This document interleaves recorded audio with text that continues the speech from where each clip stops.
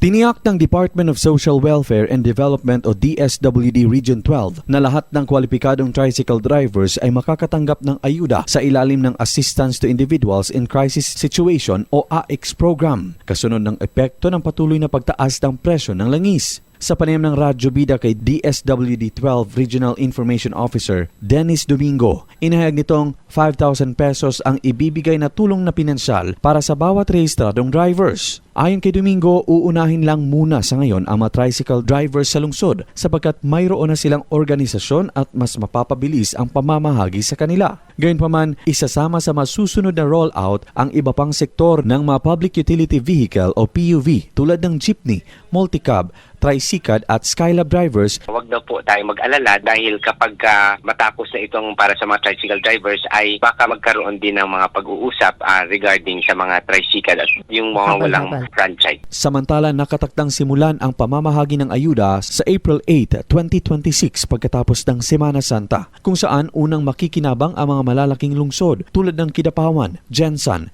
Tacurong at Coronadal bago sunod-sunod na isasagawa sa iba pang munisipalidad sa rehiyon. Binigyang diin naman ng opisyal na kinakailangan ng mga driver na magsumite ng kaukulang dokumento tulad ng driver's license at sertipikasyon mula sa kanilang lokal na pamahalaan na magsisilbing basehan sa pagbuo ng listahan ng mga benepisyaryo. Iginiit ng DSWD na direktang mapupunta sa mga driver ang ayuda at hindi sa operator, basta't sila ay may valid na prangkisa at kumpletong papeles.